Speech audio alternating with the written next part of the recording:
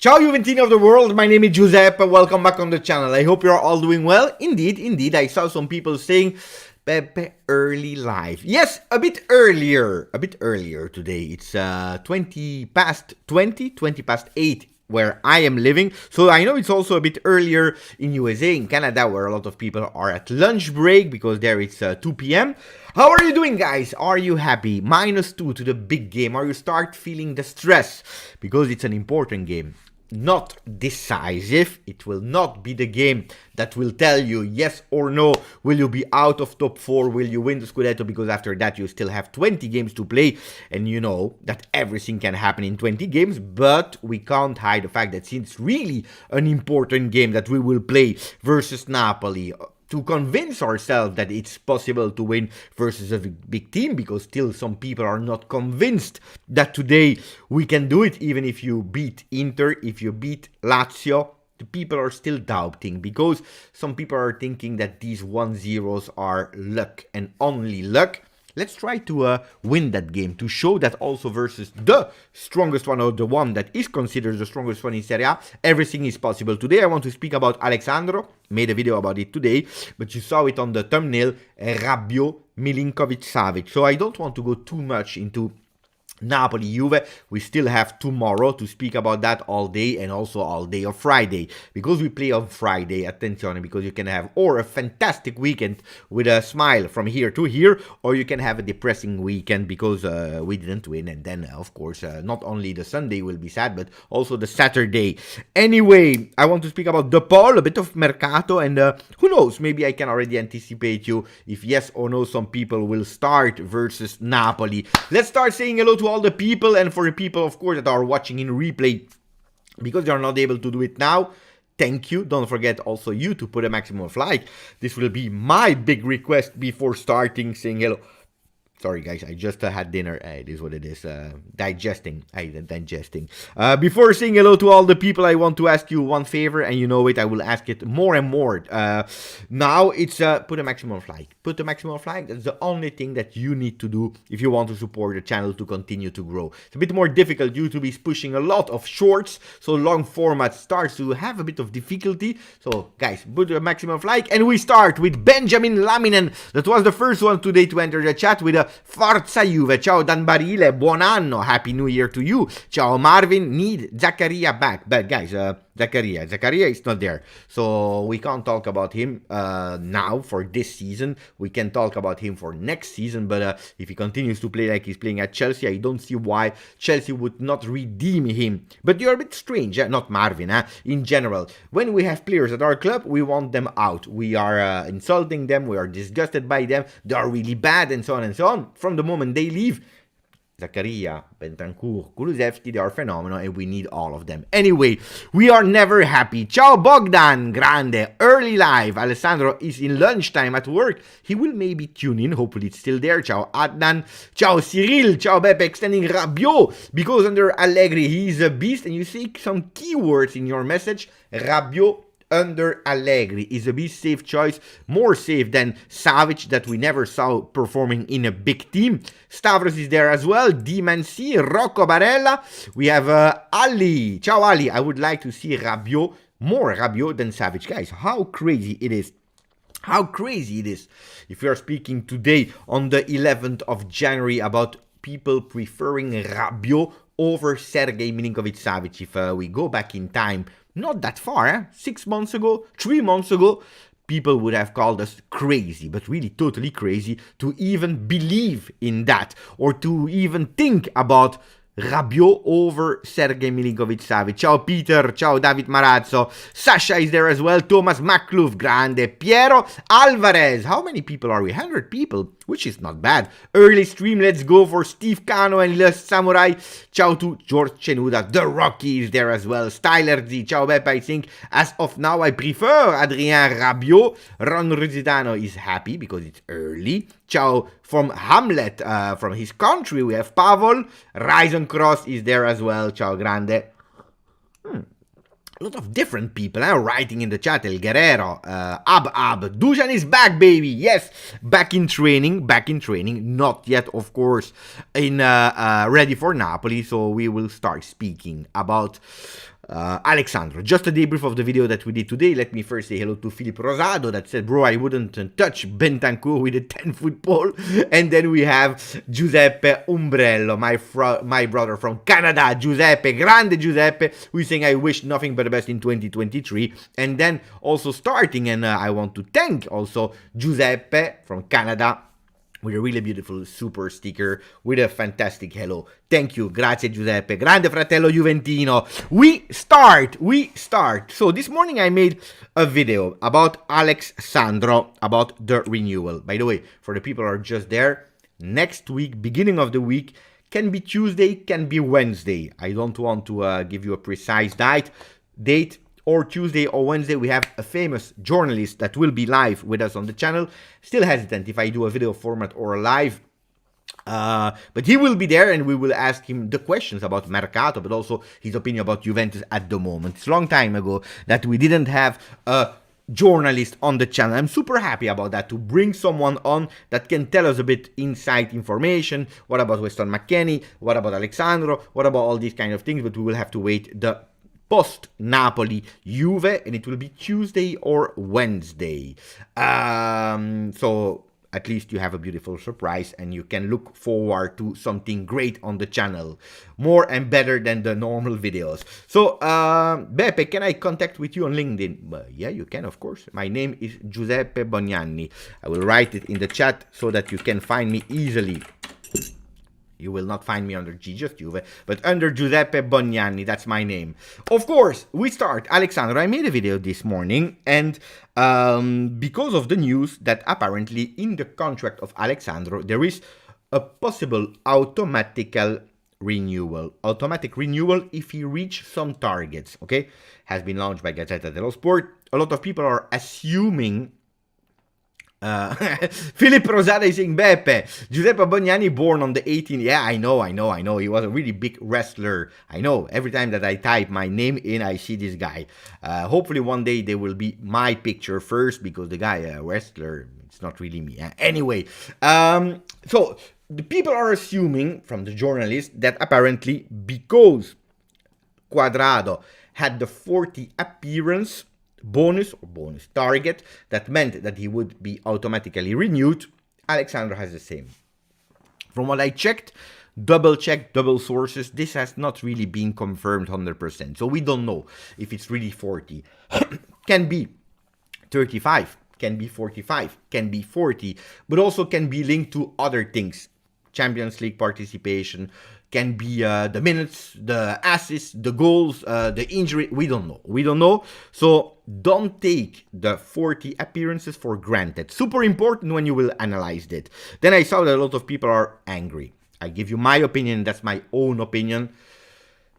Close or not, let's put it a bit aside. Player Alexandro. For me, Alexandro is a player that I believe it's over his time at Juventus. It's strange because he's still young. He's 32, and a player of 32 could give a lot. But I believe it's over, and normally should have already been over since 3 seasons. We gave him, after his 2 beautiful seasons with Juventus, we gave him a bit of chance, a bit of credit, because he was a fantastic left back.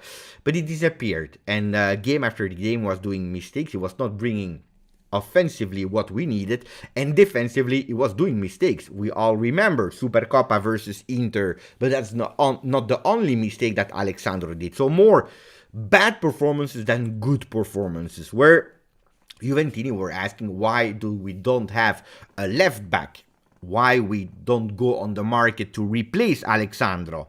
Well, we always said because of his contract, his solid contract with a lot of money, 6 million euro. Some people are saying even more, but 6+ bonus, which is really a lot. Contract that should have ended this year. So all of us were thinking after this year, it's over and we can focus on a new left back. For me, if I was Juventus, I would stop. And I believe that Juventus would also stop with Alexandro. Talking with also some Brazilian people that knows a bit more about Alexandro as a person, he loves the environment of Juve. He would love even to continue at Juventus. He really likes the club, even if it's not an extrovert, it's more an introvert. But Alexandro is a player that would have no problem to stay there. Now, of course, if there is a contract, if there is a clause that X management, and we are speaking about double X, we have to go back in time to the time of Paratici. If there is that clause, there are different possibilities. Juventus would speak with him to try to convince him to leave, but he can stay strong from that contract 1 year at the same money, or maybe they can even extend. Why extending? Because extending to 2 years, you can lower that. And that's where the big discussion comes in of the last few weeks, with a lot of people that said, yes, Beppe, but Alexandro is a great player. No, it's not a great player at all.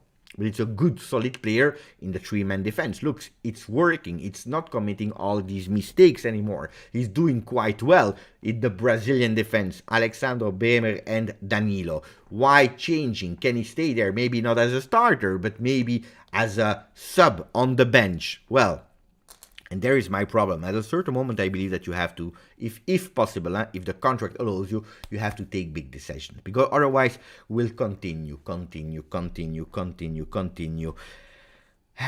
I would personally not. I don't know you guys. Let me know what you believe. If we continue with that three-man defense or not, what do we do with Alexandro? If you are able to choose. Of course, if the contract will say that he remains 1 more year, just like Cuadrado, I will continue to support and wish him the best in our club. Of course, this is what I do for every single player that we have. Because wishing bad for our players that they do bad, well, who is paying the consequences here? This team. The team on the arm. It's Alexandro. And I wish nobody that. So, no. Look, Ron is starting with in a three-man defense, is serviceable. That doesn't mean he's great. That's not a phenomenon. But he's doing his job. He's serving Juventus in a three-man defense. Ciao Cecilia. Andrew is going with, I have a soft spot for Alexandro. I think he can drive with the right mezzala like Pogba. That means focusing only in the defensive skill. What he's doing now. And probably that's why we see a growth of Alexandro, because he's not running anymore in the front. He doesn't need to cross anymore. So we are not there to judge him anymore on his offensive capabilities.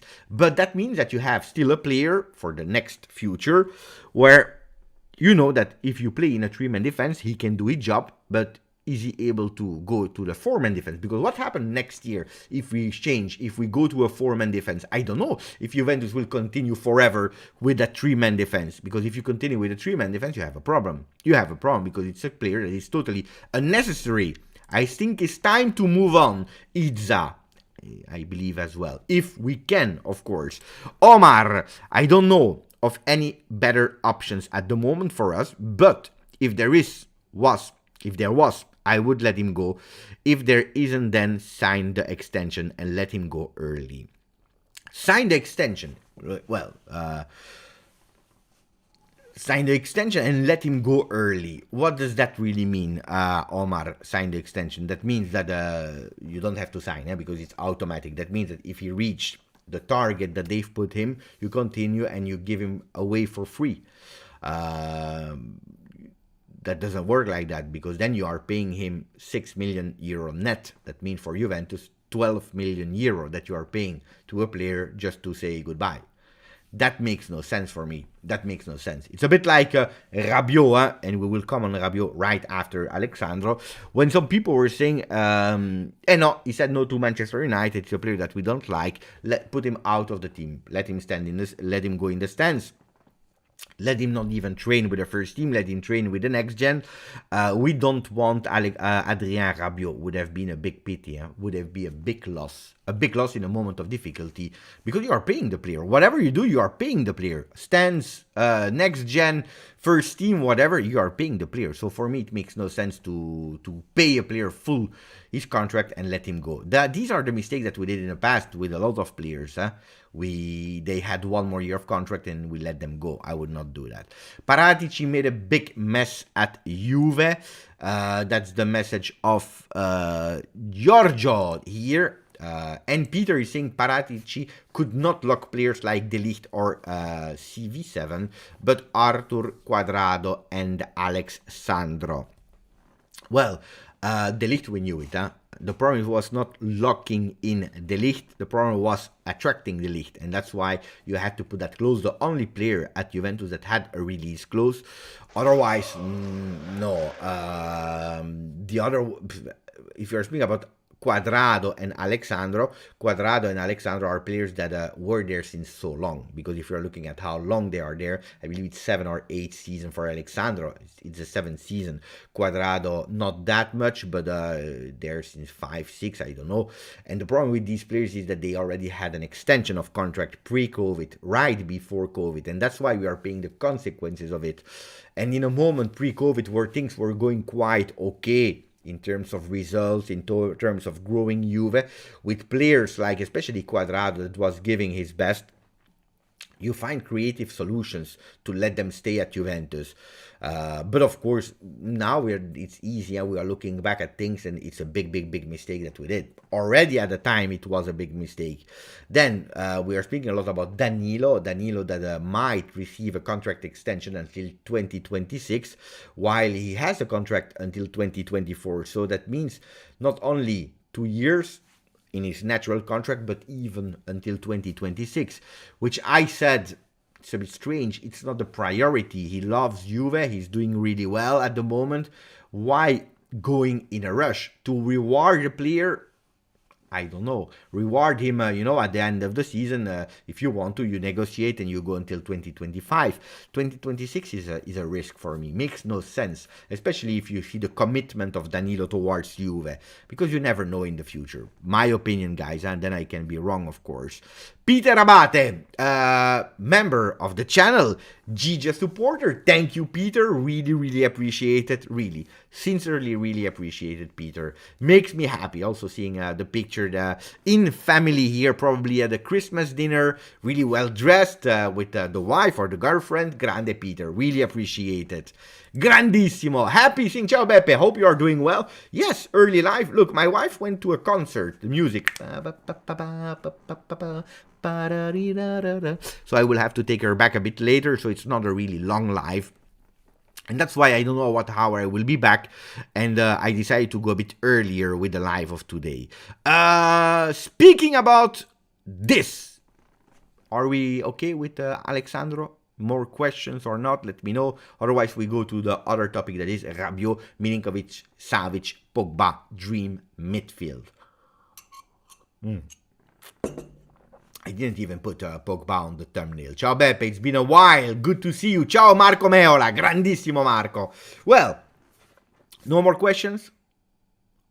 Zaccaria Beppe, what's the clause in terms of money, and how is the percentage to come back to Juve? Because he's a great player. Well, just answering really fast to Cyril, Zaccaria is quite easy. On loan with the possibility to buy for Chelsea. There is no obligation to buy. Out of memory, guys, out of memory, they paid 7 million to Juve for the loan, the simple loan of a season of Zaccaria. If they want to sign him permanently, they have to give us 28 million on top. That means that we have 35 million. If we know that we signed Zaccaria for 5 million only, that's a big profit for Juventus. Big profit for Juventus. I doubt that Zaccaria will be the midfielder for Juve next season. Not because I like him or not, because you know that when he came, I told you immediately, and people were mocking me. Remember that people were mocking me. But Zaccaria is not a good player. What are you dreaming on? What are you on, Beppe? Because I bought his shirt with the number 28, and now people are saying, Beppe, he's a fantastic player. He's great, blah, blah, blah, blah, blah. Well, Zaccaria is now showing at Chelsea that he's a good player since a few games. But I don't believe he will be back. Why? Because Allegri is not believing in him. He tested him as a box-to-box. He tested him in the middle of the field as a Regista for a few minutes, or in training at least, and he doesn't believe in Zaccaria. So it's a player that even if he will not be signed permanently by Chelsea, he will not stay at Juventus. Maybe you will see him in the summer doing the medical test, doing the first training. But it's also a player that is easy to sell. Easy to sell. Why? Because we know it. 5 million It's already paid back. Already paid back. We have no problem to for Zakaria to let him go in another team, a team that is coming with 5, 10 million, 15 million for Zakaria. Can have him if it's not signed by there. Cecilia is saying we should sell Arthur. That's another problem. Arthur is a real problem. Zakaria is not. But Arthur will not go back to Juve. Probably from Liverpool. They will not sign him permanently. This is already a fact. But the agent is already working 24/7 to find him his next team already. The focus now on Arthur is to go fully fit, to play a few minutes, game here, game there, with Chelsea, with Liverpool, sorry, and then when he's back, it will be a coming and going. You remember in the beginning of the season, he didn't even travel to USA with the team because he was already out of the project. Allegri is absolutely not believing him. If forced, he will probably play Zakaria in the team or take him with the team, giving him opportunities when needed. But Arthur, forget about it. It's absolutely not the type of player that Allegri loves. Well, yeah, I said Allegri also for next year. Except of a disaster, collapse, total collapse, Allegri will be there next season as well. Or I told you, and the miracles that we win something big and he decide to leave and say, ciao, I did what I had to do here with what I had. I showed you that I am not a mediocre trainer, and even if he wins, I know that people will still not appreciate him. He knows it as well. He knows that there is absolutely no love for him. So that can be one of the things, but otherwise, Allegri will be there also next season. Abab was just asking who said that he will be there. The chances are high because, first of all, he received the trust of Agnelli before leaving, and not only Agnelli, but also publicly the trust from John Elkann. Putting him at the center at the moment to take care of that sporting side, and he's succeeding in doing it. You can hate him how much you want, he's succeeding in putting it. It doesn't mean, guys, that that we are back, that we win the Scudetto, that the job is done. Of course not. The season is long, can be fantastic, can be a disaster. We can finish in the top 4, we can win the Scudetto, we can be second, but we also can be 7th. Who knows? Because if the season is long, positivity, the season is also long, negativity. Yes, we will recuperate some players, and that's a good thing, but who knows when they will come back, how they will come back. About the other opponents, we don't know. But at the moment, guys, looks like he will receive that continuity. Apparently, the target for him to remain is to at least finish in the top 4. And we know that Juventus really want to win something already this year. Might be the Coppa Italia that will be played later between Milan and Torino, but might be also the Europa League, even if I think it's hard.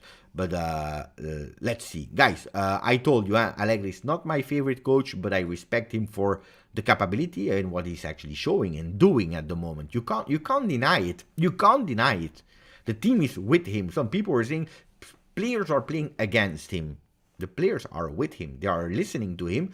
And if we have 8 wins in a row, it's also thanks to him. And if we win versus Napoli, they continue to praise at least the pro Allegri. They will continue to praise him. If we lose versus Napoli, the haters will come back. And that's the destiny of Allegri. Allegri, whatever, even if he wins 21 games in a row, the 22nd game if he loses, then the haters will say, we said it. He's a really bad coach that was winning with luck.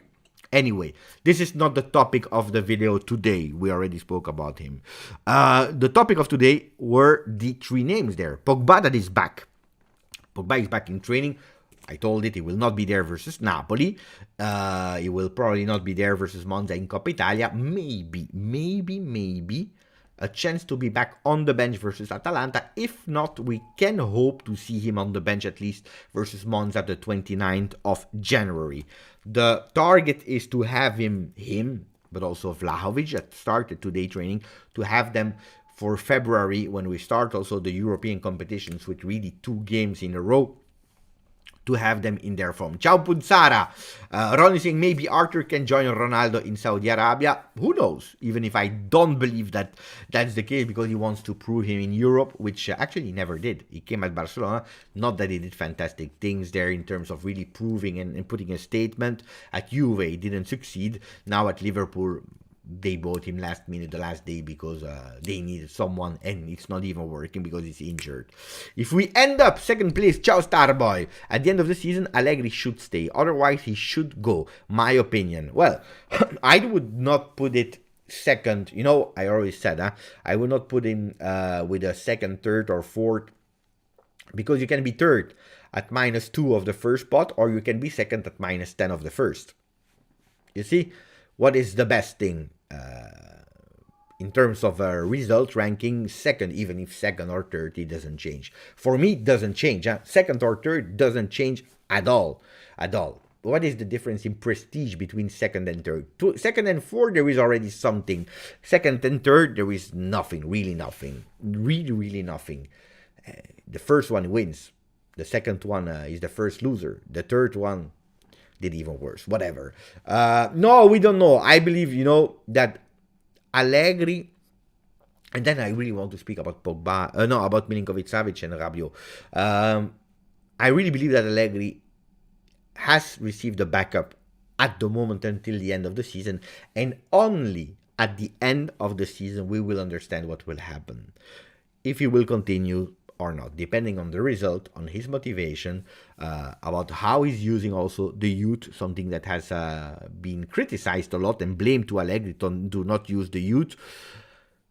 Where we finish in Europa League, where we finish in Coppa Italia, what are his motivations? Do you want to continue? Does he believe in the new management that we are waiting to be announced on the 18th of January? They will focus not on the sporting side, that's not the priority for them now, but also we have to understand with the new sporting men that will enter Juve. Who will enter? Will it be Del Piero? Will it be Giuntoli from Napoli? Will it be Carnevali from Sassuolo? Will it be Cherubini that we will remain there and he will receive more responsibility? But something will change in the sporting side. If the sporting side, they have a meeting with Allegri, they don't go along together, forget about him. If they have really confidence in him and they back him up, we continue. That's for me what I believe. Monza Serie A Pogba first game at the 29th. That's the prediction of Ron. We have Vlahovic is training again from Punsara, and Andrew, they think, can we also talk about Vlahovic and all the rumors about him leaving? Yeah, after Rabio. We should make a good offer for Rabio. He knows the team. He has a great relationship with Allegri. Maybe 7 million plus 1 million bonus is the proposal of Cecilia that we should hire as sporting director at Juventus. Look, today I was reading about Juventus with a proposal, an all-in proposal for Adrien Rabiot to keep him. You know him, you know me on the channel. I am actually telling you since a few weeks, don't hope in Adrien Rabiot. All the World Cup, I told you, forget about Adrien Rabiot next season. Could potentially leave already in January, could end the season with Juventus and then leave. What are percentages for me? For Adrien Rabiot to stay, I will go with a 30%. 30% chances.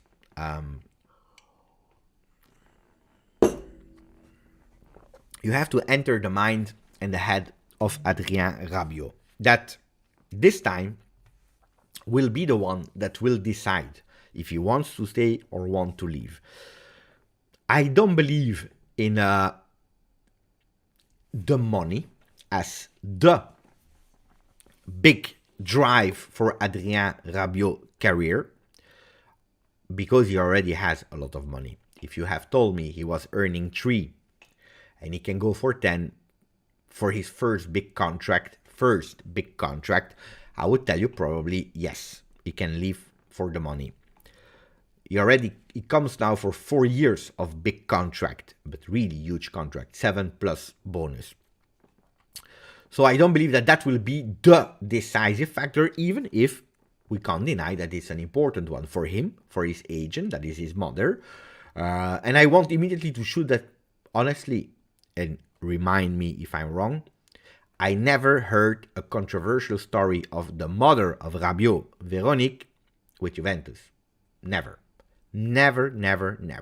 I once heard the first time that when he arrived at Juve, she wanted to be there also to assist at the photo shoots. She didn't want to leave him alone. But except of that first day story, I never heard something bad. So I know that people that are criticizing, but the mother of Rabio, with Paris Saint-Germain, I heard. With L'Équipe de France, I heard. With all the other teams she negotiated with, I heard. With Juve, I never heard. I never heard anything. Then Ron is saying it's all about the money for her mother. I'm not that convinced that it's all about the money. I'm not 100% convinced. Of course, it's important. First of all, because the agent, but Mino Raiola was the same. Rafaela Pimenta is the same. Mendes from Ronaldo is the same. The agent work is trying to make their employees happy. Their team, let's call them their team, happy, but also rich with more and more money. That's the job. That's the job. But she's also the mother, and she will take care of her son. She will go with what she's thinking is the best for her son. Then, we know it, Adrien Rabiot is really linked to the mother. Really, really linked. He has a lot of affection for the mother, which makes sense. But also, he had a really sad story. I don't know if you know, guys, about the story of Adrien Rabiot. Do you know about the story of Rabiot? And I believe as well. I believe that's really a big comment of Barbara, of BT. Thank you for your donation. Chris, we are trying. He had 4-6 months in 3 years. Why are we trying? It's a really great thank you message. Beautiful donation. Also a really good one, Chris. Really, really great starting point for the next part. But do you know the story of Adrien Rabiot? Sam is saying, no, I don't. Guys, it happens to a lot of people, so let's not be here to cry or whatever, but it's a sad story in a way. Mother and father, the father had an attack at the brains where he remains actually in a wheelchair, paralyzed, the ones, because of the handicap. I don't know the exact term, but that they are obliged to communicate with the eyes, like blinking with the eyes and so on and so on. And they couldn't really help him and keep him at home. So really, they put him in an institute in Auxerre, in France, further away from Paris. Adrien Rabiot stayed with his mother in Paris, and the father was in an institute in Auxerre. And actually, the father, Adrien was really young, super young, and the father never really saw him playing football or growing in becoming a star because he passed away. And I remember that the father of Adrien Rabiot saw him one time playing football. They organized with Paris Saint-Germain youth sector, because he was already playing with youth sector of Paris. They organized a friendly Auxerre versus Paris Saint-Germain with the youth teams, and the father, they brought him there at the field actually to watch his son. So he understood. He was able to know, but he couldn't really react. And that's the only time, because then shortly after that he passed away, and Adrien Rabiot was really close to the mother that took care of him and grew him up and became the agent later. So the link between Véronique, the mother, and Adrien is strong. It's really, really strong. That's the story of Adrien Rabiot, without entering all the details. But his father passed away really young because of a handicap, because of an attack in the brains. So anyway, doesn't change something for you now, but maybe it's also important to know these background stories. Why is Adrien that much linked with the mother, and so on and so on. That doesn't change what Chris is saying here. Why are we even trying? There are some simple reasons why we are trying. The first one is because he's performing now. It's really strange, what I'm saying, but not only people are judging the moment, but also a club is judging the moment. You can be the best one for 3 years, and you are really bad at the last year of your contract. And some clubs can decide to stop your contract because your last performances, or your last 6 months, your last year was mediocre and really bad, and they don't believe in you anymore, and you stop, while you were fantastic the 3 years before. And then you have the other thing, what Adrien is now, was really mediocre, or no, let's say, was a disaster. The 2 first season was better last season, don't forget that. He started così, and he was growing in the second part of the season, because people, they forget that. And and that he can potentially be rewarded for the last part of his contract. Starboy is saying something. We should treat Rabio the same as Dybala. Make an offer, either he accepts or he doesn't. Fantastic. I was scared when I saw the first sentence because I saw Punsara saying Starboy isn't wrong. So I went to read and I saw we should treat Rabio the same as Dybala. And there I said, Mamma mia, no, it's absolutely not the same story. But then when I see make an offer, you accept or not, I think that's perfect. That's fantastic. That's a really, according to me, who am I? But I believe that's also what Juventus will do. Why? Chris Perotta was asking why. Because, first of all, he found his confidence on the field. One, he started being loved by supporters. He's performing with continuity. Health, you're sure that he's fantastic. He's there. He's never injured. Yeah, a cold here, 2 games missed there, but he's always there. Physically, he can play you 90 minutes. How many problems do we have with players that are not able to run 90 minutes? Not only is offering tactically, but tactically is really great. He's really great, and this has been underappreciated, like the game of McKennie last time.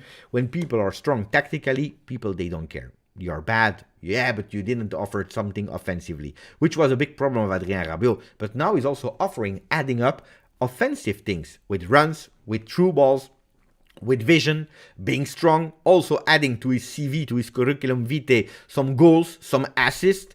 Well, Juventus is trying. Why? Because they know perfectly the player. The coach knows the player. He's in a growing phase. He's not in a decreasing phase.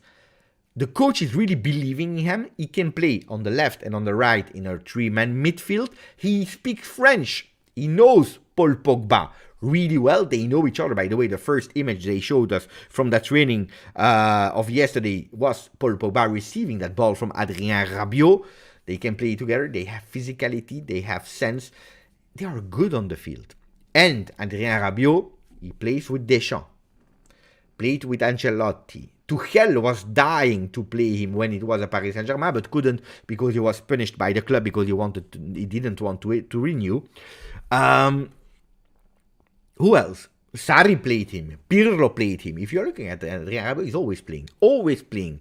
So even if he was not great and he was missing some things, he's there. I heard during the World Cup that he was already blinking the eye to Premier League, saying, yes, of course, I would love to play in Premier League. But I would not underestimate the trust and the love and the relation between him and Allegri at Juventus, and also the growing respect, I will not say love, but respect of some Juventini towards him. I would absolutely not. But also the financial part. If you go for whatever other player, that it is De Paul, that it is Sergej Milinkovic-Savic, that it is whoever you want, you will have to invest cash. Cash, knowing that you will need to replace Cuadrado, you will need to replace Alexandro, that he stays or not, you will need to replace someone there on the left side. You still need your defender, left foot defender. You need probably something in the strikers. We still need now to pay Moiskin at the end of the season, so you need some cash. If you will have to go for another extra midfielder, because Paredes will not be renewed, Arthur will leave another year on loan, you will not cash in. Zakaria can bring you that money. McKennie can possibly bring you that money, but the problem with the Western McKennie is that at the moment he's saying no to everyone. But if he leaves, well, you will need some cash for other spots. And luckily, you found a Miretti. Luckily, you found a Fagioli. Even if people are starting to hate already the youngsters. I saw the comments that Miretti is not great. He was overrated. He's not good enough. And this and this and this. So we are never happy. But I believe that Adrien Rabiot at 7+1 is something that I would consider. And doing like Starboy was just saying, you propose yes or no, but no negotiation. This is the max that we can do, and I would not go over that. I would not go over the 7+1. Why? Because you have to pay attention at the balance of the team. You can't make from Adrien Rabiot the biggest, most paid player of your team. This is impossible. This is impossible.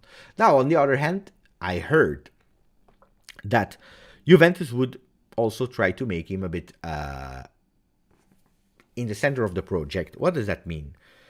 Because it's shocking when you hear Adrien Rabiot, center of the project. Well, since the four players we had, Vidal, Pirlo, Marchisio, Pogba, how many midfielders did Juventus have? How many? Matuidi, Pjanic, Khedira, who else? Arthur, Ramsey, Zakaria, Locatelli was there. How many midfielders? Lemina. We tried with so many. Because a lot of time we said, but our problem is the midfield. Our problem is the midfield. Our problem is the midfield. How many midfielders we have? And we never find the great, strong midfield. Because Bentancur, indeed, Padoin. Yeah, Padoin is a bit earlier. But Padoin, yeah, Bentancur is a good one there as well. How many I'm forgetting? But we never find the stability. Hernanes, even if he was a more an offensive midfielder. Kulusevski was more on the wing. I consider him Emre Can. Emre Can is a good example. We tried with a lot. Maybe, guys, at a certain moment, giving continuity would not be bad. Would not be bad. If you have Pogba, that will be a new player for Juventus. You continue insisting with Locatelli. You have a Rabio. You start with some continuity. You give some continuity, especially in a midfield that... Will I go crazy now if I tell you that it's probably the one that is reassuring me the most since a perfect working Matuidi, Pjanic and Khedira? Since a working, healthy Pjanic, Khedira, Matuidi, because... But Matuidi was the working horse with 2 left feet. No. 2 right feet, because he was a left foot player. At least that was what he was trying to tell us. I never saw what was his best foot. Boo. Anyway, if you know, let me know, but I never saw it. Pjanic was a real regista. Not at the qualities and the level of Pirlo, but he was a real regista. And then you have Khedira, that was the brain. No, Cáceres was not a midfielder. My voice is not doing well. Guys, can you check if can you confirm, or is it just Itza? Is it my or maybe I have to put it up? Wait, voice cutting out, Beppe. Mick died, the microphone, now it's okay. It was bad before. Confirming, I will wait a bit. I will drink my coffee in the meanwhile. Voice okay, you goof, it's okay, now it's good, my works. Maybe I will have to invest in a new microphone again. This time I have it already since 3 years. Now it's all good. Okay, if it's good again, you see, hey, we started speaking about the feet of Matuidi. The microphone said that. Stop speaking about that because sometimes it's bad memories. So now it's better. We are back. But maybe giving a bit of continuity. We tried with so many names. Some names that we were thinking, Mamma Mia, it would be fantastic. For example, the other one, Ramsey, fantastic. Even Rabiot was not working. Hey, we are speaking well about Rabiot now, but he was not working. And he was a big normal name or player that we should have brought in. So you see, some players like that I would give some continuity at a certain moment, if possible, instead of trying other things. Because the other man is Sergej Milinkovic-Savic. He doesn't want this time to renew, and probably that's what he had to do some years ago. But he was young, he was in a comfort zone at Lazio, and that's probably the word that is describing Sergej Milinkovic-Savic. It's comfort zone, not daring to take the risks, going out of the comfort zone and trying. Well, back then, my voice is breaking. I can't see or hear you. It is black. Steve, refresh. Let's refresh. Let's refresh the video. Come in again. Put a maximum of like. Try refreshing. Refresh the video. Refresh. Let's see. Chris is saying that it's working. I'm waiting a bit, just for you to tell me yes or no if it's working. For the new people, don't forget to subscribe to the channel, something that has to be said as well, of course. It's working, it's good, it's working, it's working, it's working.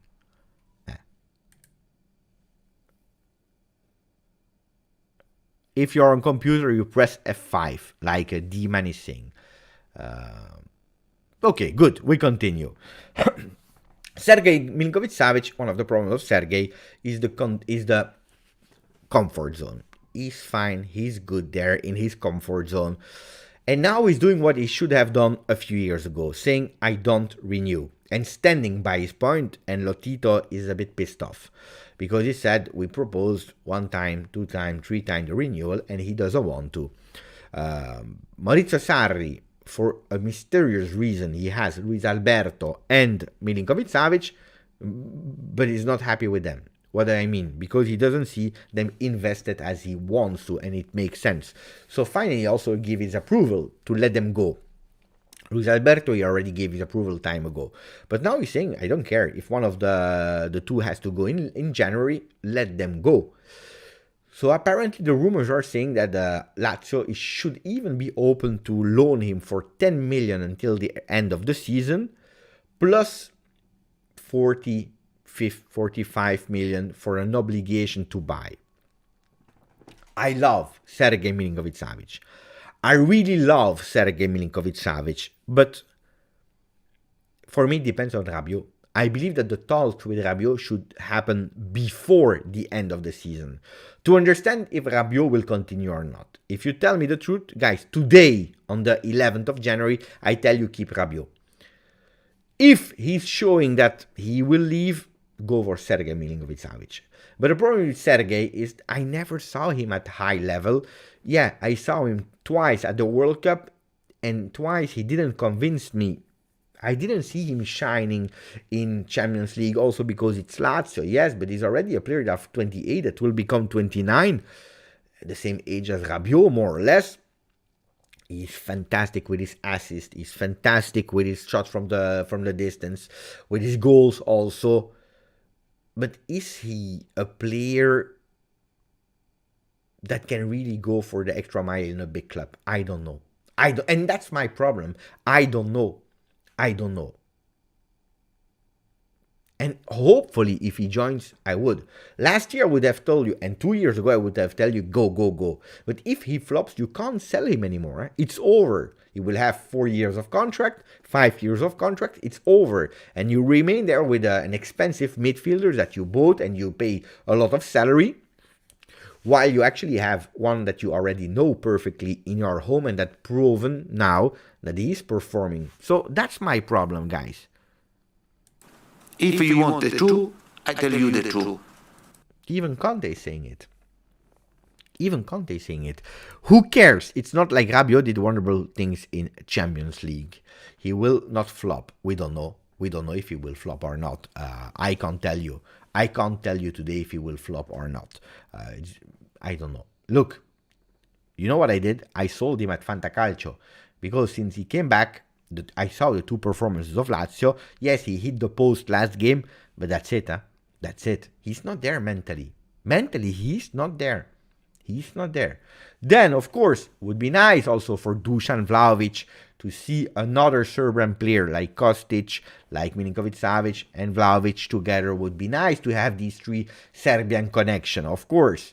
Would also motivate even more Vlahovic to remain at Juventus, even if, according to me, at the moment there is no problem. But anyway, Rabiot, guys, you need a bit of experience and players that are doing well now.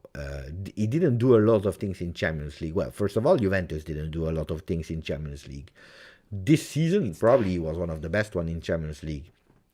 It was one of the best one. The game of Maccabi Haifa, the only one we win is thanks to Rabiot.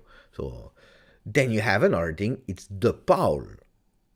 For me, De Paul, guys, he is a player that not warming. It's not making me hot that much. De Paul. At the World Cup, I saw an aggressive player that played a fantastic final, But the other games, a lot of I did the watch-alongs on the channel. I watched every game. The ball, he was not fantastic. He was not fantastic. Some games he was even the worst on the pitch from Argentina. The worst one, the first game was Paredes, but then he went out. The ball was not fantastic. The ball was not fantastic. It hurts for the people that like his style because he's nice, beautiful guy. I know he has the technique and so on and so on. But I'm not a big fan of De Paul. I'm not a big fan. I see him in a decreasing phase of his season, of his career. Was not able to impose him at Atletico Madrid. I don't want De Paul. Then, if you tell me Rabiot, Milinkovic-Savic, and De Paul, if I take the 360 degree, I would go for Rabio. No cash invested because that cash you invest on other roles. One that believes in the club, one that likes the club. BT was saying he loves Juventus. I believe as well. If you see how he's communicated on Instagram, on social media, I really believe he's invested in the club. His words of, I am one of the leaders of that changing room and so on and so on. I believe that he's really invested in the club. Finally, he's showing what he has. It's not a controversial player. It's one that is always fit, always. I would go for him. Second choice, yes, of course, Sergej Milinkovic-Savic. Even if with my doubts, I would give him a chance and I would be happy. De Paul is a player that I would consider a third choice for me because it's already a different player. I don't know. A lot of clubs are on him, but I'm not a big fan. The only thing I would do if Rabio says I don't renew, if Milinkovic-Savic is too expensive, I would try with the 18 months on loan from Atletico Madrid, even if I don't know if they want to. And actually, I don't know if it's possible or not. I don't know if it's possible or not to have 18 months on loan, because the last time I checked, the maximum loans for players were 1 year. So I believe that the papers are wrong. They are saying, again, stupid things. Because they are writing 18 months on loan. But since last year, I don't believe you can do it anymore. I think it's 1 year maximum of loan. I need to check that. Ciao, John. Dino, no, I can't do the watch along because then I will have to leave to take my wife, so I don't know when it will end. And it would be strange to stop a watch along in the middle of the game. That's why I didn't do it. I don't know. I don't believe it's possible, but I would take him if I would not take him this season, but I would take him at the end of beginning of next season for 1 year of loan. 1 year of loan with a possibility to buy and not an obligation, because I'm not convinced. Let's do a poll. Let's do a first poll of the evening. What do we go for? Extend Rabiot, one offer only, that was asked. Let him go and sign SMS, or De Paul on loan next season.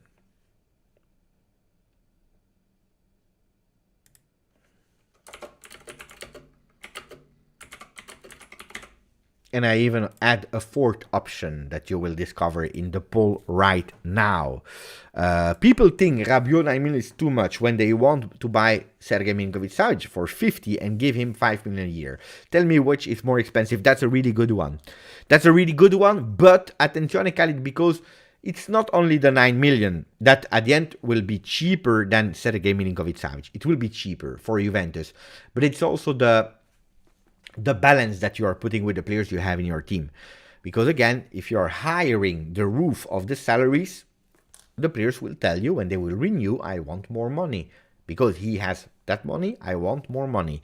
You see, that's the difference with a roof in terms of salary that at the moment is 8 million net. That's max. You can add a bit of bonuses there, but that's max for Pogba.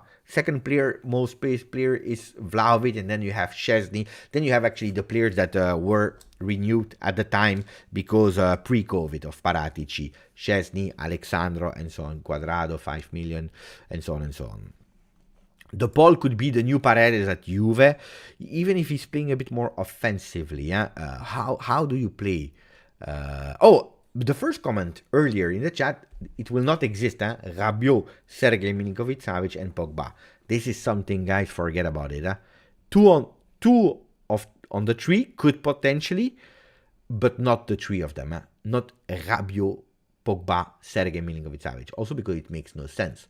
Because how do you play? Who's playing, with Allegri, who's playing there as a regista? You will not play with an offensive regista. Or you go with a double pivot in a 4-2-3-1 with Rabio, Sergej Milinkovic-Savic in the back, and then Pogba a bit more advanced, but it's strange. I don't believe that this is something feasible or possible. What about McAllister? Great question from Anthony.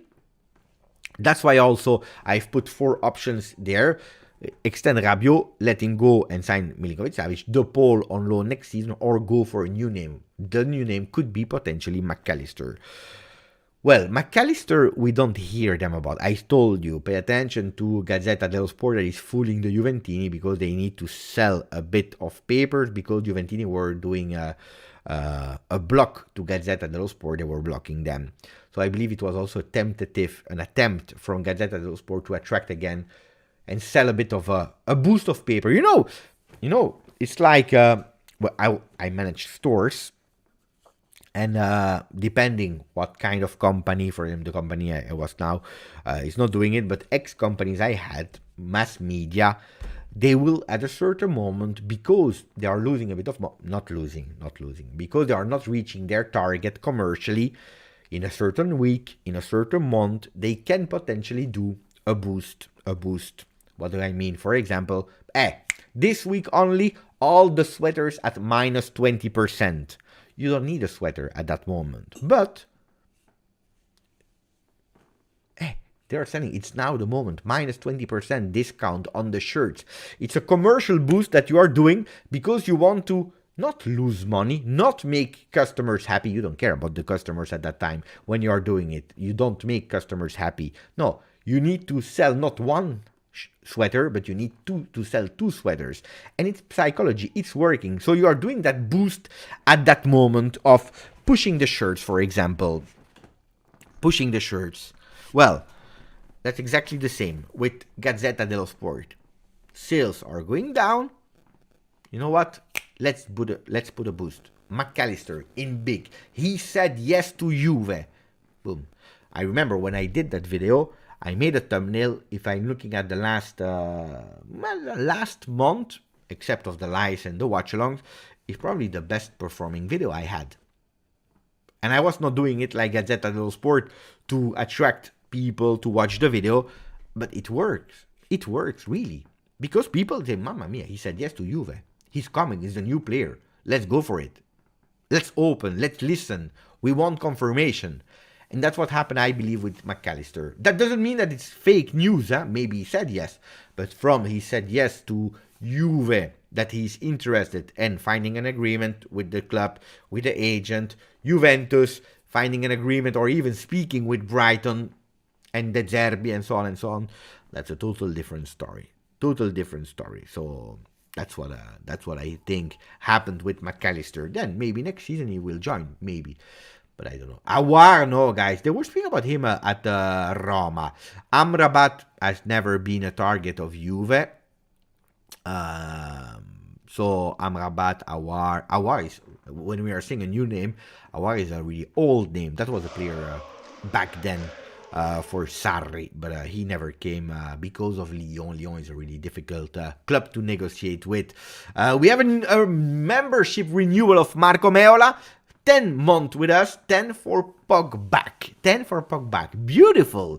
10 for Pogba that we can't wait to see, by the way. He's here, but also here. The shirt here is the one of Paul Pogba that I can't wait finally to put on. Mamma mia. Finally. I really can't wait. I think that Paul Pogba, I saw a clip when he was playing with France versus Cameroon. He did a beautiful dribble one time, two time, three time, and then he's going with a long ball for Olivier Giroud. Mamma mia, I forgot that. The last time I saw a midfielder doing that at Juve, it was Pogba, the first spell of Paul Pogba. Rabio has been great this season, but so has Sergej Milinkovic-Savic, and another name is McAllister. The difference, Minion, is that Rabio is doing well at Juve. Sergej Milinkovic-Savic is doing well at Lazio. We don't know if Milinkovic-Savic will do well at Juve. You see, that's the big, small difference between both of them. It's hard to decide. Definitely the poll, though. Not the poll. Okay, hasn't been good for Atletico. And then also depends, because some players in certain, like Felix, Joao Felix, for example, never did really well. I believe he scored only 13 goals with Atletico Madrid in La Liga. Maybe I was fooled because it was really strange, but that's, I believe, what he scored in La Liga. Crazy, huh? 120 million euro, that's what they invested back then. Beppe, we were also linked to Asmun before DV9. It's true. It's true. But at least Di Marzio was pushing. But I believe that was fake news reported by Juve, so that we were tranquilly and alone to be able to buy him. Vlahovic. Extend Rabiot. One offer only, 64% of the people. I will let you still continue to vote because we don't have yet 100 votes. And to take into consideration, we need a bit more votes. Playing for Juve is absolutely not easy. It's beautiful and harder than playing for other teams. Well, I spoke about Alexandro. I spoke about Rabio. I spoke about Milinkovic-Savic. I spoke about De Paul. Guys, for the people that were there, confirm me if yes or not I'm lying. I told you immediately that I believe that Paredes will play versus Napoli, and I told you that I believe that we will have the surprise of Federico Chiesa. Confirm me if I'm inventing or not in the chat. At least we have reliability. But I told you this, Paredes and Chiesa from the start and not Di Maria. This is what I thought.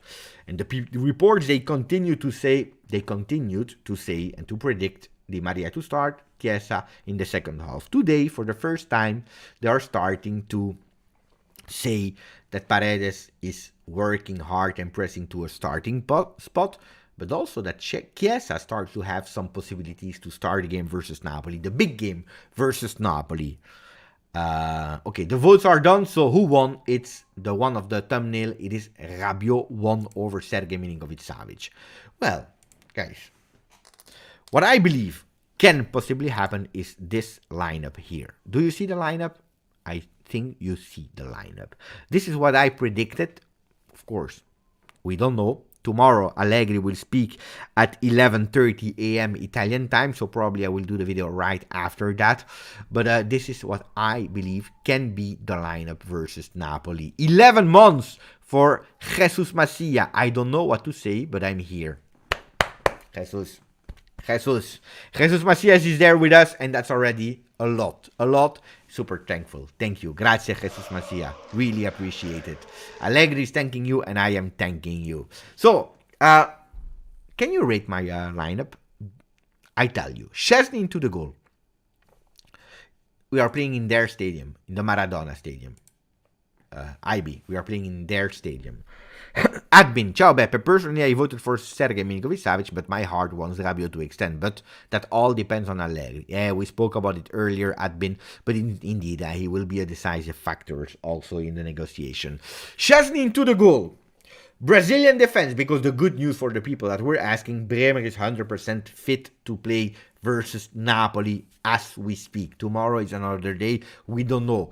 But Brazilian defense, Alexandro on the left, Danilo on the right, Bremer in the middle. Okay, and that's the one that is giving us at the moment the biggest guarantees. Then, Kostic on the left side is doing his job, even if, I tell you the truth,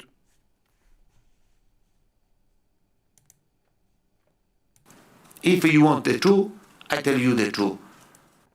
I didn't see Kostic that much in form the last two games. A bit better versus Cremonese, but then he dropped big time in second half when we needed that push.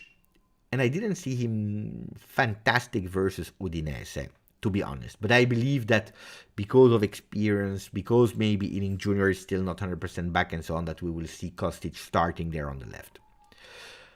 Rabiot. When we start a lineup, we start with Rabio. Then we put the other ones. We don't even start with Chesney, we start with Rabio. I believe that Paredes has a chance to play there as a regista, with Locatelli as a box-to-box, mezzala, a surprise. Normally I should not say, because otherwise Napoli fans, they will watch the live and they will tell to Spalletti. And the surprise effect will be gone. But Locatelli as a mezzala there on the right side. Why? Because if we play with Federico Chiesa there, and that's the biggest surprise that people were not expecting, but I expect to see, or as a seconda punta, second striker, or there on the right side, well, Chiesa, he can put Kvaratskhelia under pressure.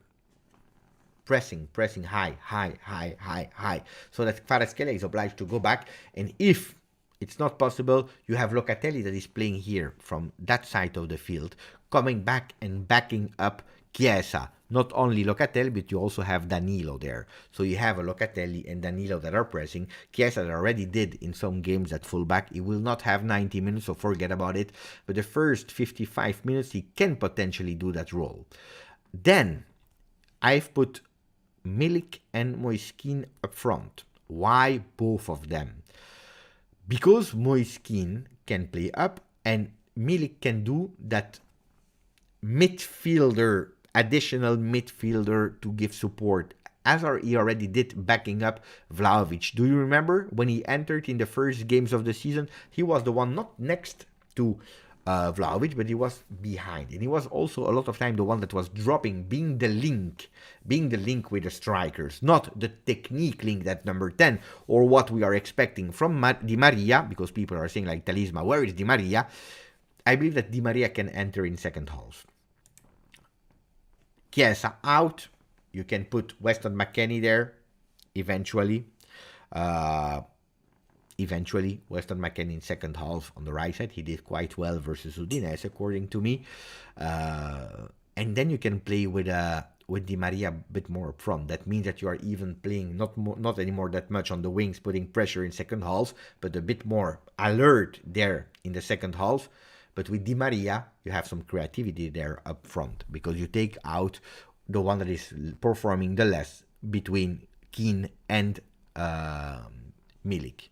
Should I put the players a bit bigger? Can I do that? And now they are a lot bigger. Mamma mia, they are really big, the players. But now you can see them even better, the players. What do you think about that lineup? Can be wrong. I'm hesitant because Chiesa could potentially play as a second striker. You see, that's one. Another one could be potentially this one, huh? Could be potentially this one. Where is he?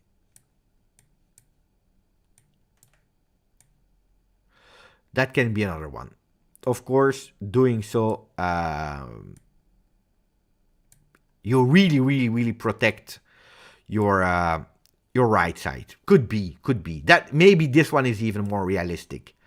It's a bit less what I love, but I believe that this one can be even more realistic if we know our coach Allegri. Why? Because that triangle here, Danilo, Locatelli, McKennie, they can be really good. Vlahovic will not be back yet. He started training today.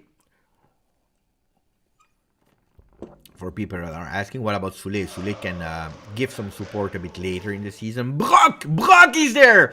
Subscriber of the channel, new member of the channel. Grande Brock, welcome. Hey, Allegri is happy, and I am happy as well. Grande Brock. Indeed, BT. It's a blessing to see Chiesa that is so versatile. 0-1 with a goal of Milik. That's already a prediction of John Constantine. Can be. What do you prefer, guys? The first or the second one? Ciao Ale GTV. Grandissimo Ale. Ciao grande. What is the best one? This one? Because don't forget, playing like this, you are blocking, Kvaratskhelia, and also look at the physicality of that midfield. Locatelli, Paredes, Rabio. Okay, you are missing maybe a bit of creativity, but maybe Chiesa can potentially bring that. If you want to, we can even play like this, in the beginning. taking Chiesa a bit away, not disappearing for a second half. Here you have the creativity here, but actually it's nearly the lineup that we played against Udinese, but this time, of course, thanks to that big physicality, can be good. Because don't forget, Zielinski, Anguissa, they have a strong midfield. Napoli, look at the last one they had. Starting formation for Napoli that played away from home, they had Elmas, Lobotka, attenzione, and Anguissa. Elmas, Lobotka, Anguissa, without Zielinski that could potentially come back and start. I believe he can start. How you see how they are playing. Look, let's check the average position of Napoli that is playing in purple. Where are they? Super offensive on the field. Look at that. Politano, Osimhen, Kvaratskhelia, super high on the field, backed up by Elmas. Look at that. Look where Elmas is.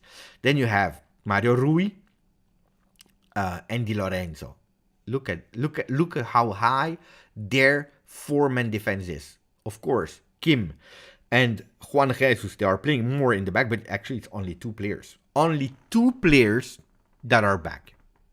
Only two players in their half. All the other ones are in the opposition half. Lobotka and Anguissa are here to battle. Elmas going wherever he wants to. Then you have the two fullbacks that are super high. It's a team that honestly plays a lot vertical. It's a team that has a lot of harmony. Best attack of the league. They want to impose their game and be dominant. Kvaratskhelia and Kim are at the moment two of the best players of Serie A from this season. They have Osimhen that is the best striker of Serie A. Attenzione. What was the other game of Napoli, guys? What was the other game of Napoli? We have to go back here. Not Coppa Italia, but we have to go back to the fourth versus Inter. Big game versus Inter. Let's go. Can we please? Here. Napoli-Inter was the last game. How did they play? Graphics. Average position. So Napoli was again in purple. 4-3-3. But if you go to average position, look how high again Di Lorenzo is. Super high here. Here, Kim Min-jae, Lobotka, and Rahmani, they were playing here with 3. With actually Oliveira that was going a bit higher. But we are used to it, huh? It's just Lobotka that was more defensively. Why? Because Inter, of course, it's another team that the last one that they played again versus Sampdoria. But even here, Politano, Anguissa, Osimhen, Zielinski, and Kvaratskhelia, 1, 2, 3, 4, 5 players super high. We have to pay attention to that team. But look at the spaces between the lines. Look at the spaces. Look here.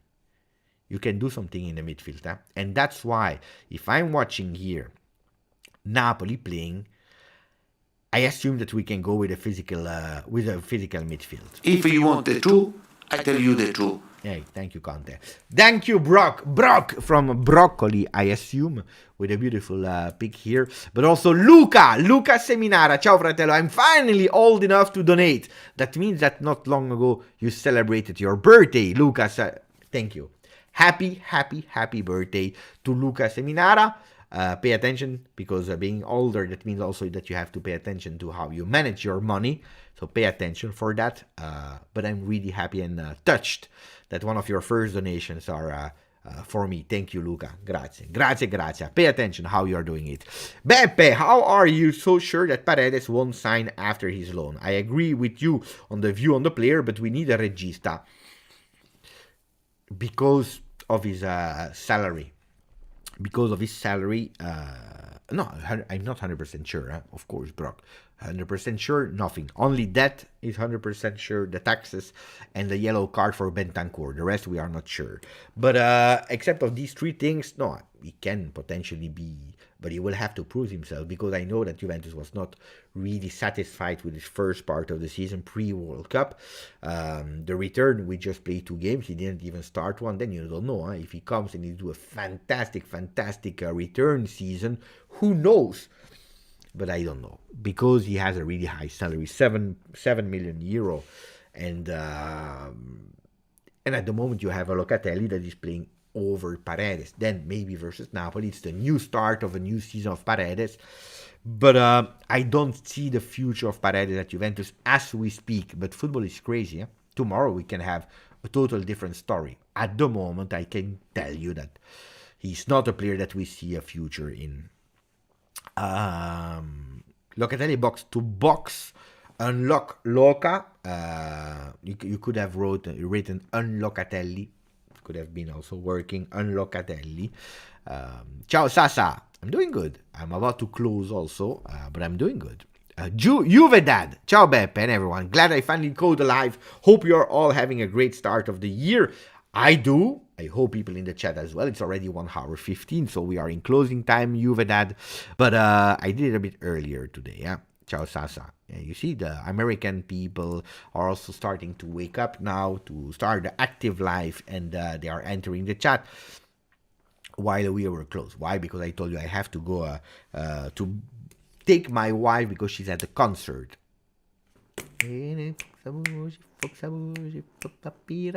We spoke about Chiesa Paredes start. Bremer is there. I told you. What else? What did I forget? De Paul, Alexandro, Rabiot, Milinkovic-Savic, even future of Allegri we spoke about. Starting lineup, Chiesa, possible start, Di Maria, Paredes, Bremer back. Mamma mia, I said everything. Andrew, don't tell my boss I'm here. I will not tell it. Cecilia, maybe we can extend the contract as a loan if he improves his performance.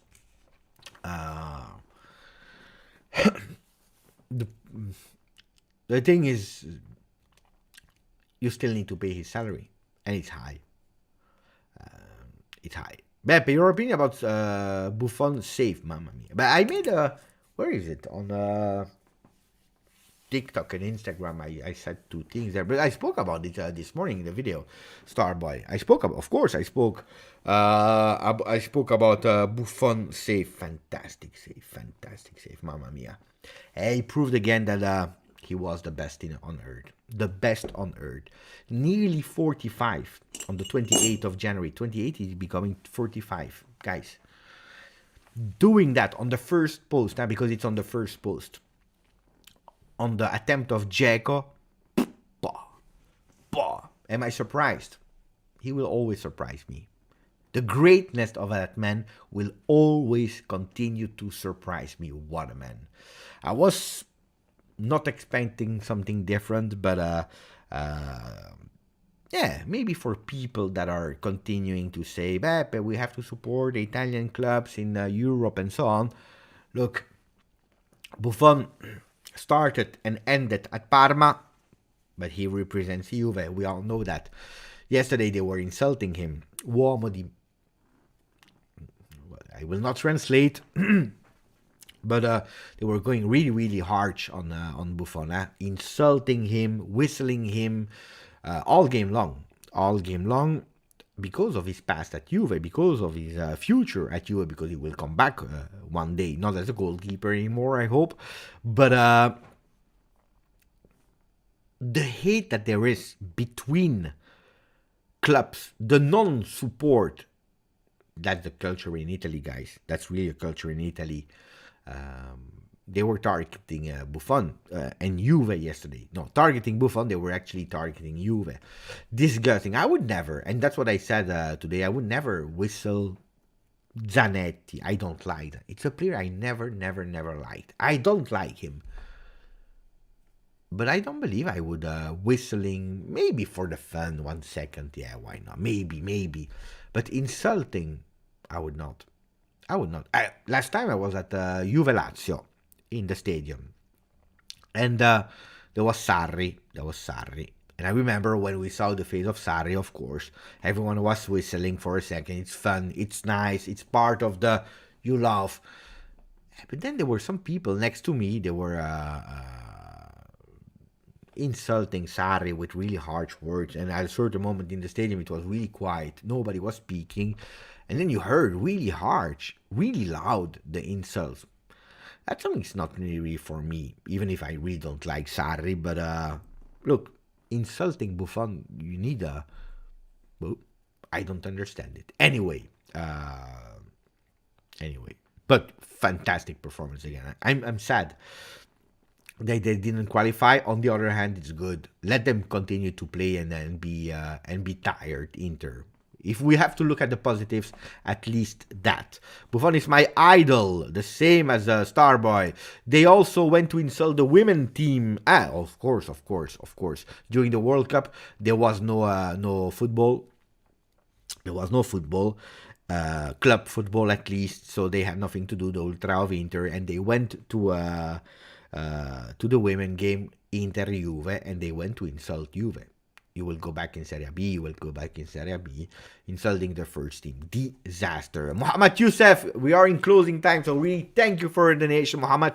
Looking points of all club now. It's not like other teams are so strong. It's that we are a little sick. You think Serie A changed a lot? Did it change a lot, Serie A? No. Thank you for your donation, Mohamed Youssef. Did it change a lot? No. You know, what I always say, yeah? Normally, the best one wins at the end. 99% of the time in a league, not in tournaments, but in a league, the strongest one win. Why? Because you have mistakes in favor, mistakes against. You have moments where you are more informed, moments where you are more out. You have more moments where you have some injuries, moments where you have less injuries. Everything goes in balance after 38 games. Normally.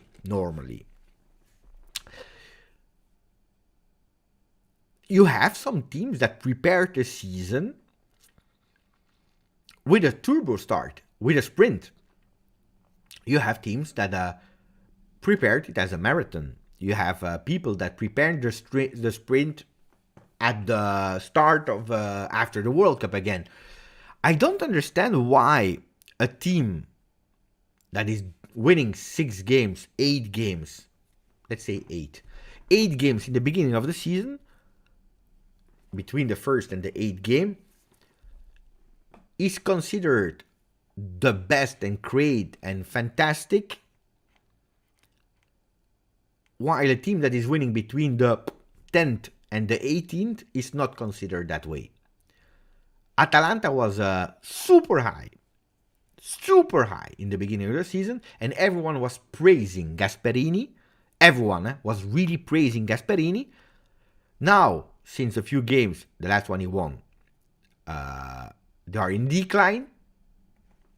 Nobody's speaking about it. But in the mind of the people, Atalanta was a contender for the Scudetto. Juve, that is doing actually better than Atalanta because we are over them, but unfortunately they started later, is not considered like that. But the run of Juve is better than the one of Atalanta. It's just the timing that is changing. If Napoli, that a lot of people, also Juventini on the channel, were telling me, Beppe, Atalanta, they deserve to win and to be unbeaten. Look at what they are proposing in Champions League here, there. They did 15 games. In 15 games, yes, they deserve. But is it like that for the future? Will it be like that in the last 15 games? We don't know. If it's not the case, they will not deserve to win. But I don't understand the fast judgment of you deserve to win, you don't deserve to win, while the season is still running and we are not even at 50% of the league. 2 games to play before the first part is ending. I don't understand. I really don't understand. Udinese, the same. Fantastic, they will enter Champions League. Look, they are not able to win anymore. That's a bit the what I don't understand. I saw today some friends of me that were saying, but Roma, what do you expect? They were missing, we are still missing our strongest midfielder since 176 days. Yeah, okay, fine. Look at Juve. Pogba, Chiesa, Di Maria, Bonucci, Quadrado. Look at all the injuries we had this year. We are there. So I don't understand, Kvaratskhelia was Maradona. Maybe he will crush Juve, maybe he will score a hat-trick, congratulations. Now, 2 games and people are starting to doubt. No, don't stop doubting. Or, you wait, you're calma, But it's like that. So I don't believe that Serie A changed a lot, Muhammad. Luca, grande, new member on the channel, grande Luca. Seminara, grandissimo Luca. Grande, welcome to the membership. Serie A was way more attractive than 10 years ago. In my opinion, also more competitive. You know what's the problem? Probably Starboy. It's more competitive, probably. But I don't know if the level increased. Let me explain. Maybe this year. The problem is that if Juve was there and the other teams at a certain moment were there, normally you should go with to equalize and having a big competitivity between these players here, between these teams. The problem is probably that Juventus dropped, and these teams, they did this. Well, let's put higher. So, Juve was here, the other was there, and then at a certain moment, Juventus dropped and the other one did this. So we are not at the level we were back then, because Juventus went 2 times in final of Champions League. I'm just reminding some people. And that's a problem. Yes, it's more competitive. Juventus dropped a lot, let's be honest. Last year we were about to not enter the top 4. But the other one dropped as well. We think they increased, and probably they increased, but the general level is that. And that's one of the problems of Serie A, where I am always pissed off about. We are never trying to reach the best. We don't look at the best and we say, Mamma mia, we want to do better. We want to at least achieve their level. We would be so much better. No, we try to take the best, put them down, pull them down, and try to arrive there. And that's a really bad mentality. Really, really bad mentality. Look at Premier League. Don't copy, but look, what are they doing? The grass is fantastic, all the same color. You can choose between 1, 2, 3 color, but anyway, look at the stadium, look at this, look at that. And you try to do better, to at least equal. No, we don't. We are looking at nothing. We are looking at what is working to destroy it. Anyway, big topic. I want to answer that question before closing. Izza, thank you. Really appreciate it for your donation. It's also a really nice question. Beppe, Izza is saying, Beppe, any advice for a job interview? Really, really, really appreciate it. And that's a question that I really like. Sometimes I'm even thinking about opening a second channel where I would talk about management, I would talk about movies, I would talk about everything, Just things or whatever. Because that's my job. I did like 1,000 interviews, as an interviewer. And I love to do it. But I answered that question. First of all, I don't know what kind of job you are looking for. And that's important, of course. That's important. That's really important. Otherwise, how can I really sincerely help you? But whatever. Be yourself. Of course, try to be the best version of yourself. But be yourself. Don't lie, don't exaggerate, because then people will know, or they will know that you fake an interview, or if you have the job, well, you will not be happy. That's important. But also ask questions, because a lot of people are doing the mistake that they are trying to sell the best version of yourself so that they have the job, but most of the time they don't know if the job or the company will fit with them. And that's super important, because maybe you will be sad in a company that is not matching your personality, your dreams, or whatever. Of course, if you're looking for a job, that is, how can I say, vital for money, and you don't care about the rest, well, take the job, whatever. But if you have the opportunity to choose things, think twice, think really twice, and ask questions. For example, ask question. The job that I will have proposed, the people that left the job, why did he leave? Okay, what are my 2 first missions? What is my priority in my job? But of course, it's difficult for me to give you advice if I don't know the job. Is it a management job? Is it a sales associate job in a store? Is it something at the municipality in administration? They are totally different. But ask these questions as well. The people that I will replace because he or she left, What was the role? Why did he leave? What is my first start? What is my priority? These questions are super important. It is an IT job. Well, then of course you will speak about a lot of technique, about knowledge, about expertise, about what you did. What is important is people, they are looking for someone that is able to solve a problem from A of B. I give you the best advice I can. Itza. The best advice I can. People, interviewers, they can read a CV. So if you will go there in the interview, preparing yourself to tell what is written in your CV, why do you do an interview? They don't care. They can read them themselves. So if you tell, I started my studies in school A, and I learned informatica, and I learned this and this and this.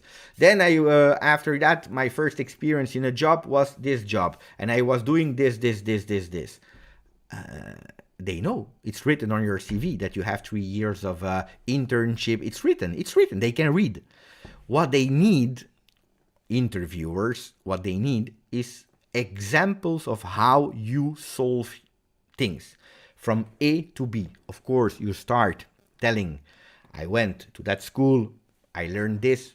Try to explain what you have learned there for you as experience in life. Then, I did an internship, that's my first experience as a job, but the great things that I achieved, what I'm really proud about, is we had a problem with problem A.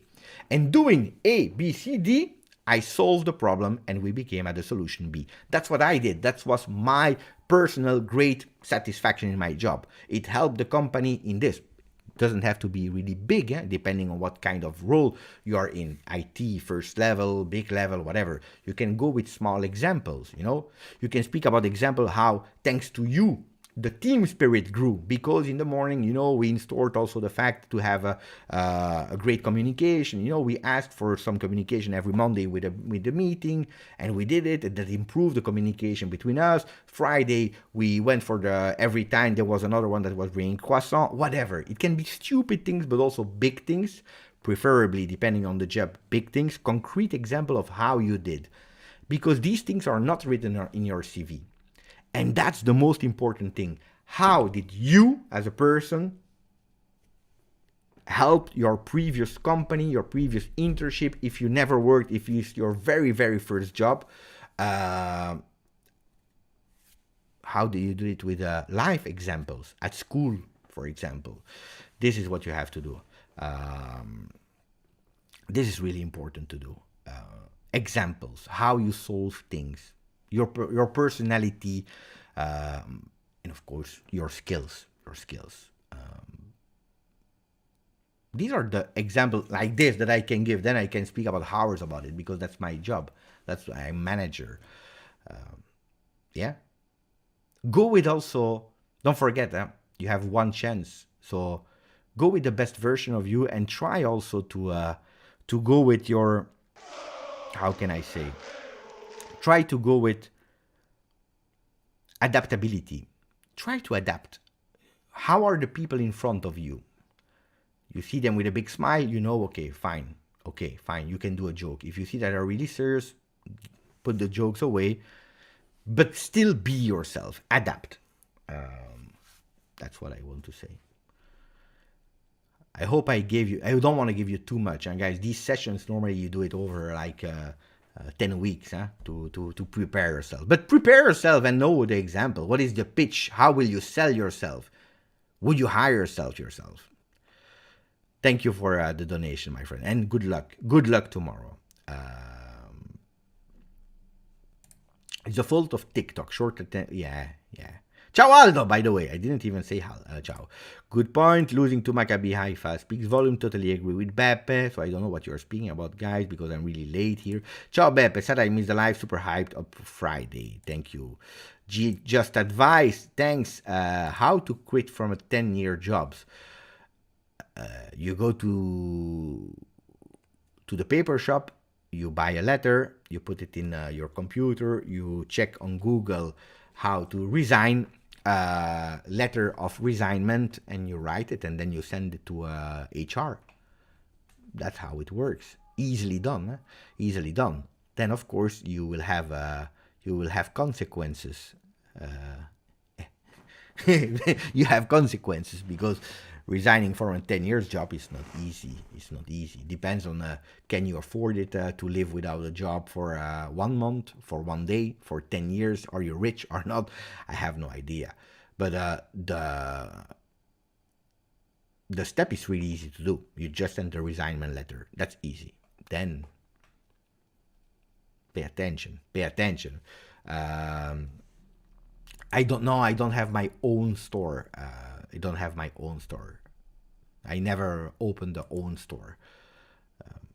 Anyway, that was it to close. Also, let them know that you will be prompt, on time, and reliable to show up. That's lost in generations. That, if it's true, yes. If it's true, yes. Because if it's not true, work on it to become that person, because that's important. Mikey Mazzarese, 12 months, and I didn't even say thank you to Mikey. Mikey saying, Beppe, attenzione, I'm sorry that I'm late for the live, don't have much to say, just wanted to say hello to you and to everyone. Thank you, Mikey. We are in closing time. It was a really nice live that we closed with something totally different.